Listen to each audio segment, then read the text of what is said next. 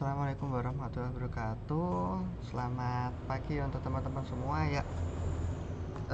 Untuk pagi kali ini saya akan menjelaskan sedikit tentang eh, Kartu Indonesia Pintar Kuliah atau KIP Kuliah yang banyak ditanyakan oleh calon mahasiswa untuk tahun ini. Sebenarnya apa sih KIP Kuliah itu dan bagaimana cara daftarnya dan apa yang harus dipersiapkan, kita akan bahas ya di part 1. Masih ada part yang lainnya nanti.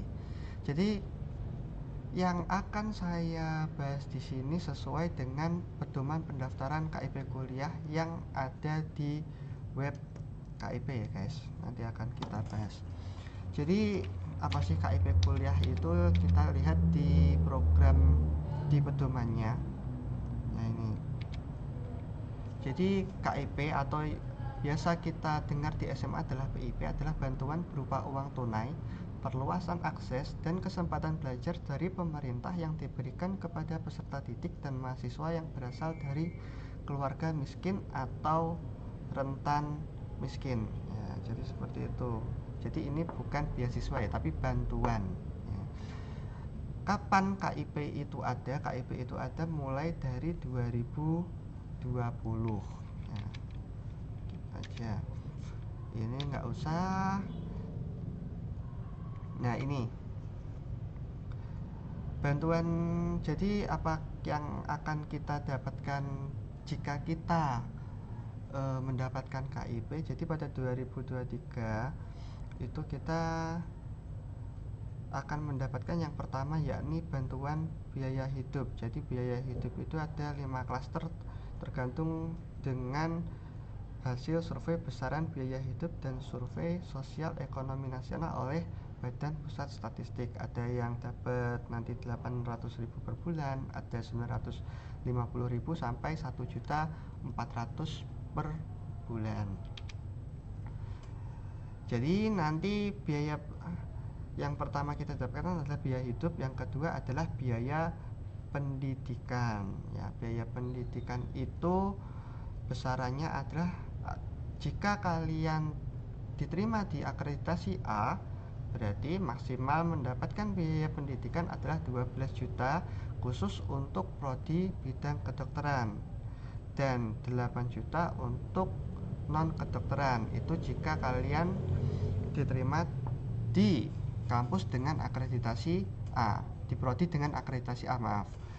Jadi untuk yang akreditasi B atau prodi akreditasi B nanti akan mendapatkan biaya pendidikan maksimal sebesar 4 juta rupiah dan akreditasi C maksimal sebesar 2 juta 400. Nah, itu biaya pendidikan di perguruan tinggi tidak boleh lagi diminta tambahan biaya apapun ya guys. Jadi semua biaya pendidikan itu adalah biaya selama kalian kuliah dan tidak ada biaya lagi kecuali nah ini, kecuali biaya operasional tidak termasuk untuk menanggung yang pertama yakni biaya jas alma mater. Jadi jas alma mater kalian nanti beli sendiri, tidak ditanggung oleh KIP. Yang kedua yakni biaya asrama. Benar. Nah, ini. Nah, nggak bisa. Ya, bentar. Nah,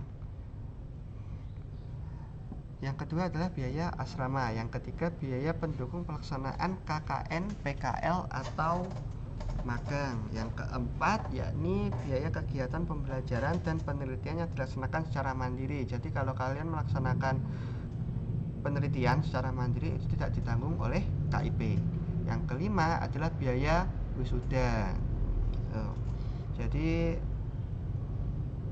poin 1 sampai 5 itu tidak ditanggung oleh KIP. Next, persyaratannya apa? Persyaratannya menerima KIP kuliah yang pertama adalah dia lulus pada tahun berjalan atau maksimal lulus 2 tahun sebelumnya. Jika untuk tahun ini KIP-nya 2023 berarti maksimal kalian yang lulus SMA tahun 2021 itu masih bisa mendaftar KIP kuliah. Jadi 2021, 2022 dan 2023. Yang kedua, telah lulus seleksi penerimaan mahasiswa baru melalui semua jalur masuk perguruan tinggi. Jadi kalian harus mendaftar di perguruan tinggi, entah itu PTN atau PTS, dan kalian harus resmi tercatat pada sistem kalian resmi masuk perguruan tinggi atau diterima di dalam perguruan tinggi PTN atau PTS yang kalian tuju. Yang ketiga, memiliki potensi akademik baik tetapi memiliki keterbatasan ekonomi atau berasal dari keluarga miskin atau rentan miskin yang dibuktikan dengan dokumen yang sah gitu. Nah, ini persyaratan ekonominya. Jadi untuk keluarga yang rentan miskin atau keluarga miskin dibuktikan dengan calon mahasiswa itu memiliki kartu Indonesia Pintar atau KIP di pendidikan sebelumnya atau SMA, atau kalau kalian sudah punya KIP dari sejak SMP bisa digunakan. Yang kedua, nanti kalian masuk dalam data terpadu kesejahteraan sosial atau DTKS, atau menerima bantuan sosial berupa PKH atau penerima bantuan iuran jaminan kesehatan, bantuan pangan non tunai. Jadi yang ketiga adalah masuk dalam kelompok masyarakat miskin berdasarkan data pensasaran percepatan penghapusan kemiskinan ekstrim atau P3KE yang ditetapkan oleh Kementerian Bidang Pembangunan Manusia dan Kebudayaan.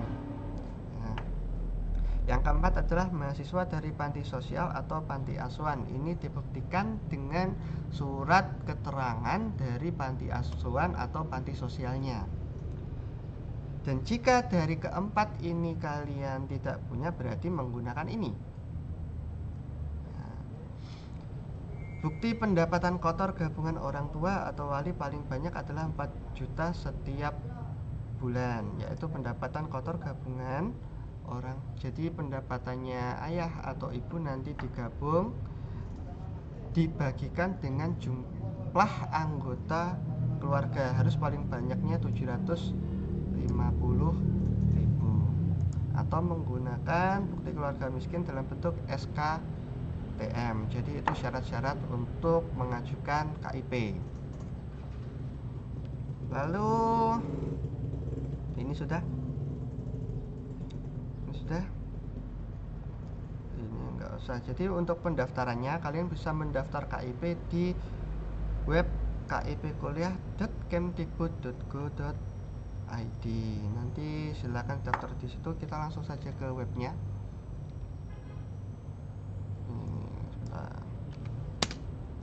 Nah, ini webnya.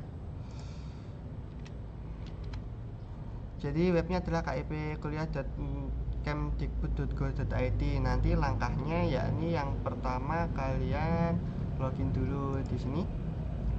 Lalu jika ingin mendaftar, langsung saja daftar baru di sini ya.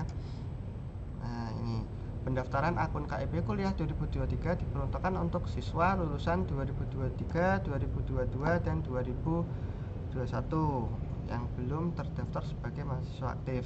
Jadi nanti yang perlu kalian siapkan adalah nomor induk kependudukan atau NIK, lalu NISN dan NPSN. Lalu jangan lupa email yang aktif untuk nanti dikirimkan dikirimkan nomor pendaftaran dan kode aksesnya. Nanti akan dikirim ke alamat email kalian. Jika tahun kemarin kalian sudah mendaftar KIP kuliah, berarti langsung bisa masuk atau login seperti biasa. Nanti akan ada update data seperti itu ya. Nah, untuk part 1 seperti itu dulu. Jika nanti ada pertanyaan silakan langsung tanyakan ke kolom komentar, atau nanti kita akan bahas lagi di part 2, yakni tata cara pendaftaran dan apa saja nanti yang ada di webnya, di dalam webnya KIP untuk proses pendaftaran akan ada di part 2. Jadi jangan lupa untuk setia watching and subscribe. Thank you so much for today.